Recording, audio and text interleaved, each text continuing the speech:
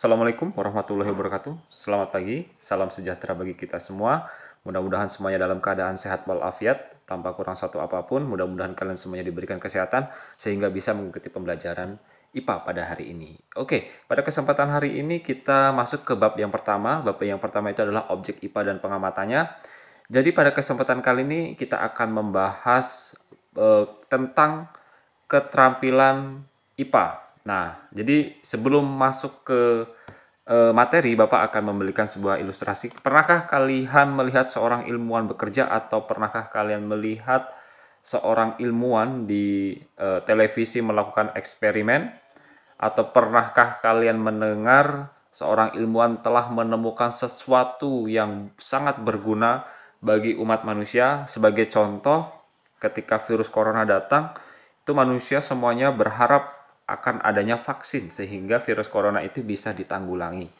Nah, sekarang sudah ada vaksin yang bisa kita gunakan. Nah, pernahkah kalian berpikir bagaimana caranya vaksin itu bisa ada? Nah, ya, yang pertama adalah bahwa vaksin tersebut itu ada karena ada yang menciptakan, pasti ya. Nah, ya siapa yang menciptakan?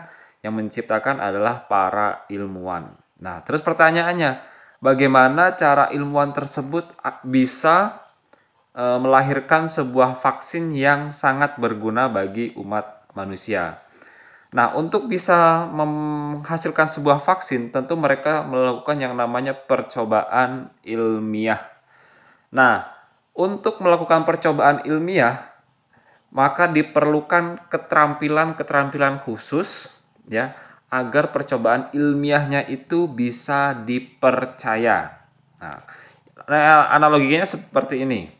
Ketika orang membuat kue, tentu untuk membuat kue itu diperlukan beberapa keterampilan. Yang pertama, keterampilan memilih bahan, yang kedua keterampilan menimbang bahan satu dan bahan lainnya sehingga diperoleh komposisi yang pas. Nah, itu begitu juga dengan seorang ilmuwan yang bekerja untuk melakukan penyelidikan IPA. Mereka harus memiliki beberapa keterampilan sehingga bisa melakukan sebuah penelitian dan menghasilkan sebuah pengetahuan baru yang dinamakan dengan pengetahuan ilmiah, atau bisa menghasilkan sebuah produk yang bisa berguna bagi masyarakat secara luas. Nah, apa saja keterampilannya itu? Seperti yang Bapak sebutkan tadi, bahwa untuk melakukan sebuah penelitian diperlukan sebuah keterampilan penyelidikan. Nah, keterampilan penyelidikan ini disebut dengan keterampilan proses IPA, atau bisa juga disebut dengan keterampilan proses sains. Jadi sama saja ya pengertiannya. Keterampilan proses IPA dan keterampilan proses sains itu sama. Nah, apa saja sih keterampilan proses IPA? Yang pertama ada keterampilan mengamati. Yang kedua ada keterampilan mengklasifikasikan atau mengelompokkan. Yang ketiga ada namanya keterampilan mengukur. Yang keempat ada namanya keterampilan menyimpulkan atau menginferensi. Yang kelima memprediksi. Yang keenam menganalisis, yang ketujuh melakukan percobaan, dan yang kedelapan ada yang namanya keterampilan mengkomunikasikan hasil. Nah, oke, kita akan bahas satu persatu ya. Secara singkat, nanti kalau kalian ingin memperoleh pemahaman yang lebih tentang materi ini, kalian bisa searching di Google. Dan kalian juga bisa menggunakan LKS kalian untuk membaca materi ini secara mendalam. Ya, ini Bapak hanya menyampaikan secara umum saja agar bisa dijadikan sebuah panduan buat kalian untuk belajar.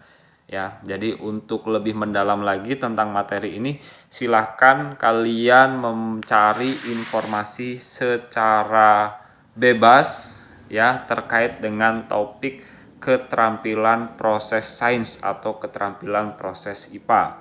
Jadi keterampilan proses sains ini sangat mutlak harus dimiliki oleh seorang peneliti ya.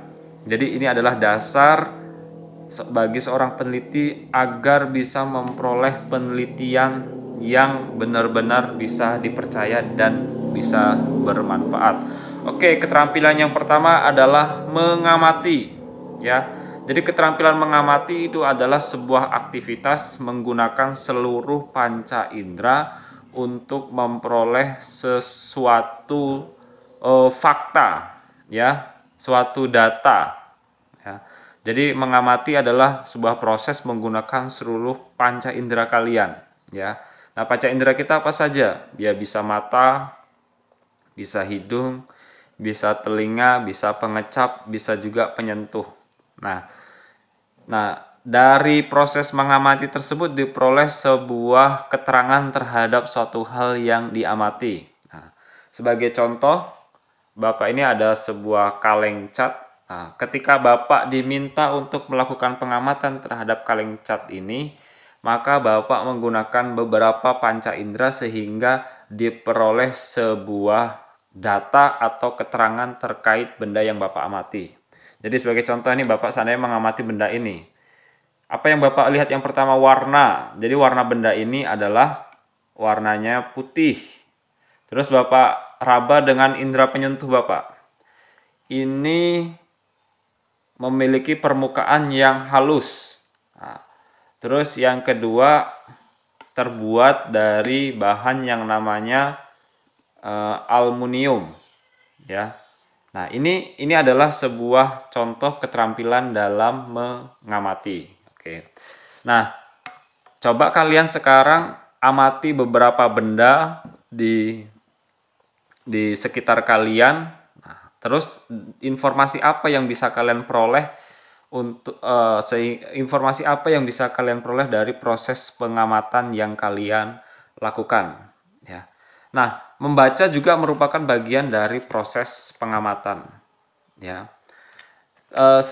Pekerjaan yang identik dengan pengamatan sebagai contoh itu adalah wartawan, ya. Jadi wartawan itu ketika dia meliput suatu berita, dia akan melakukan pengamatan secara utuh terhadap apa yang dia lihat, ya. Mulai dari saya sebagai contoh, wartawan meliput suatu kejadian.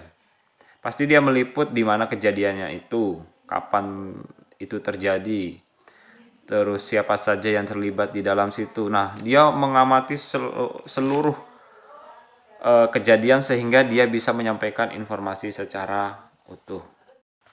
Nah, yang kedua itu adalah mengelompokkan atau mengklasifikasikan. Jadi mengelompokkan atau mengklasifikasikan ini adalah sebuah kegiatan mengelompokkan sebuah objek berdasarkan kategori atau kriteria tertentu.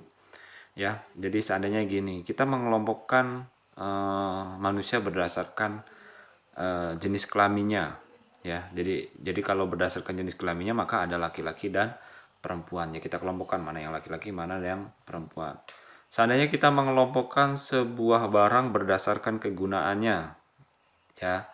Seandainya barang yang digunakan untuk membersihkan perabotan rumah itu apa saja, barang yang digunakan untuk sebagai alat pertanian apa saja. Nah, itu dinamakan mengelompokkan atau mengklasifikasikan. Jadi kegiatan mengelompokkan itu adalah sebuah kegiatan yang mengelompokkan sebuah objek berdasarkan sebuah persamaan atau sebuah ciri tertentu. Ya, nah apa gunanya mengelompokkan sebuah objek? Nah, yang pertama adalah agar mudah mempelajarinya, ya. Jadi sebuah objek itu kalau dikelompokkan agar mudah dipelajarinya. Yang kedua agar mudah mencarinya, ya. Itu. Jadi itu adalah tujuan-tujuan yang dilakukan ketika kita melakukan sebuah pengelompokan, ya. Sebagai contoh lagi yang paling sederhana adalah ketika kalian mencari baju di rumah kalian. Nah, apabila baju kalian itu tercampur antara baju untuk malam, baju untuk olahraga, baju untuk sekolah. Nah, kalau sedang tercampur ketika kalian mencari, mudah atau sulit? Ya, tentu sangat sulit, ya. Tapi kalau seandainya sudah kalian kelompokkan berdasarkan jenisnya, baju olahraga, baju sekolah, baju kegiatan sehari-hari itu kalian kelompokkan sendiri, maka ketika kalian mencari itu akan mudah. Nah, itu salah satu manfaat ketika kita mengelompokkan. Nah, itu dalam kehidupan sehari-hari. Nah, bagaimana dalam kegiatan ilmiah itu? Nah, ya, tentu sangat penting sekali dalam kegiatan ilmiah untuk mengelompokkan sebuah objek, ya. Ya. Jadi dengan mengelompokkan kita akan lebih mudah dalam mempelajarinya dan mencarinya ketika kita memerlukan data atau objek tersebut, ya. Yang ketiga itu adalah keterampilan mengukur. Nah, mengukur itu adalah sebuah kegiatan membandingkan sebuah objek yang diukur dengan alat ukur yang telah tersedia. Nah, alat ukur di sini ada yang baku, ada yang tidak baku ya. Kalau yang baku ya banyak sekali, contohnya penggaris untuk mengukur panjang, ya, timbangan atau neraca untuk mengukur massa, itu baku. Ada juga yang tidak baku, contohnya jengkal, depa, dan lain sebagainya. Nah, dalam keterampilan ini seorang peneliti diwajibkan untuk memiliki keterampilan ini dengan baik. Jadi yang pertama, keterampilan meliputi keterampilan menggunakan alat ukur tersebut. Contohnya menggunakan penggaris, menggunakan neraca, menggunakan termometer, ya. Itu diperlukan sebuah keterampilan. Tujuannya apa? Agar memperoleh hasil ukur yang akurat, ya, yang hasil ukur tersebut menggambarkan keadaan benda tersebut sebenarnya, ya. Terus dalam menggunakan alat ukur juga diperlukan sebuah ketelitian dalam membaca hasil ukur, ya. Tidak sembarangan dalam membaca hasil ukur pada sebuah proses pengukuran. Maka di sinilah diperlukan keterampilan dalam membaca hasil pengukuran suatu benda. Nah, ini semuanya masuk ke dalam keterampilan menggunakan alat ukur, ya. Jadi kalian bisa mencari informasi apa sih alat-alat ukur yang sering digunakan dalam kegiatan penelitian, ya. Nah, kalau seandainya dalam kegiatan penelitian yang sederhana ya bisa juga panjang, untuk mengukur panjang itu yaitu penggaris, untuk mengukur suhu yaitu termometer, dan yang sekarang itu yang sering digunakan untuk mengukur suhu tubuh yaitu termogan. Nah, itu juga adalah termasuk dalam jenis alat ukur. Yang keempat itu adalah keterampilan menginferensi atau menyimpulkan. Jadi menyimpulkan dalam keterampilan proses disebut inferensi. Inferensi itu adalah kegiatan merumuskan sebuah pernyataan berdasarkan fakta yang diamatinya. Jadi sebuah kegiatan aktivitas merumuskan sebuah pernyataan atau mengemukakan sebuah pernyataan yang didasari dalam sebuah pengamatan, yang didasarkan pada hasil sebuah pengamatan. Sebagai contoh seperti ini, ya, ini dalam kehidupan sehari-hari. Kita sedang bergaul dengan seseorang, ya. Kita bisa menyimpulkan sikap seseorang tersebut setelah kita melakukan pengamatan melakukan pengamatan terhadap dirinya dalam beberapa hari. Nah, setelah kita bergaul bersama seseorang tersebut, maka kita memperoleh sebuah data, ya, dan pada akhirnya kita bisa menyimpulkan bagaimana sikap seseorang, ya. Oke, yang selanjutnya itu adalah memprediksi. Ya, memprediksi. Jadi memprediksi itu adalah kegiatan memperkirakan sebuah hasil yang akan terjadi di masa yang akan datang berdasarkan data yang telah dimiliki. Jadi prediksi itu dilakukan berdasarkan pola-pola data yang telah dimiliki. Nah, sebagai contoh, prediksi atau perakiraan cuaca, ya. Jadi dari mana prediksi itu lahir, ya. Prediksi itu lahir ya didasarkan sebuah data atau fakta yang telah dimiliki seseorang juga, ya. Jadi orang itu melakukan prediksi itu berdasarkan pola-pola yang telah terjadi sebelumnya, ya. Seandainya gini, setiap hari Senin pasti hujan. Nah, minggu depan itu besok itu hari Senin. Tentunya karena setiap hari Senin itu pasti hujan, ya, setiap hari Senin itu selalu hujan, maka tentu kalian akan memprediksi di hari Senin itu prediksi kalian pasti hari Senin itu adalah hujan, ya. Kenapa bisa demikian? Karena prediksi itu selalu didasarkan sebuah data dan fakta yang terjadi sebelumnya. Ada sebuah pola dalam menentukan sebuah prediksi, ya. Keterampilan yang selanjutnya adalah keterampilan menganalisis. Nah, apa sih yang dinamakan dengan keterampilan menganalisis? Jadi menganalisis itu adalah sebuah kegiatan menguraikan sebuah data sehingga data tersebut bisa digunakan untuk menarik kesimpulan. Jadi mudahnya seperti ini. Dalam sebuah pengamatan tentunya kalian memperoleh banyak data. Nah, data tersebut tentunya tidak bisa kalian gunakan semuanya. Ya, kalian dipaksa untuk memilih atau menguraikan data-data mana yang bisa kalian gunakan untuk dijadikan dasar untuk menarik sebuah kesimpulan. Nah, kegiatan memilih atau menguraikan data tersebut itulah yang dinamakan kegiatan menganalisis. Jadi menganalisis itu adalah kegiatan menguraikan data sehingga data tersebut bisa dijadikan dasar untuk menarik sebuah kesimpulan. Ya. Nah, keterampilan yang selanjutnya adalah keterampilan melakukan percobaan. Ya. Sebagai seorang ilmuwan tentu kalian dituntut untuk melakukan sebuah percobaan. Nah, dalam melakukan percobaan itu ada langkah-langkah yang harus diikuti, ya, sehingga bisa dikatakan bahwa percobaan kalian itu sesuai dengan kaidah-kaidah ilmiah yang berlaku. Nah, apa saja sih urutan atau tahapan dalam melakukan sebuah percobaan? Yang pertama adalah merumuskan masalah. Jadi merumuskan masalah itu adalah menyatakan sebuah permasalahan apa sih yang akan apa sih yang akan dilakukan, apa sih yang akan dicari tahu dalam sebuah penelitian atau percobaan ini, ya. Terus yang kedua, setelah merumuskan masalah, menyusun dasar teori apa yang kira-kira akan digunakan untuk membahas dari hasil percobaan nanti yang kita lakukan. Terus yang ketiga, merumuskan hipotesis. Nah, hipotesis itu adalah dugaan, ya. Hipotesis itu adalah dugaan sementara dari rumusan masalah yang telah kita buat. Oh ya, saya tambahkan bahwa rumusan masalah itu biasanya dalam bentuk kalimat tanya.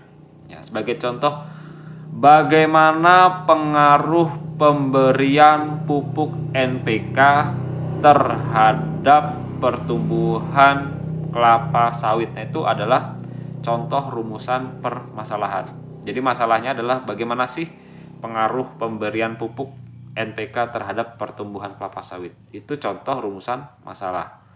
Nah, terus kalian kan setelah merumuskan masalah tadi apa? Yang kedua adalah menyusun dasar teori. Ya, kalian harus cari tahu teori-teori apa saja yang membahas tentang pengaruh pupuk NPK terhadap tumbuhan, terlebih khusus tumbuhan kelapa sawit, ya.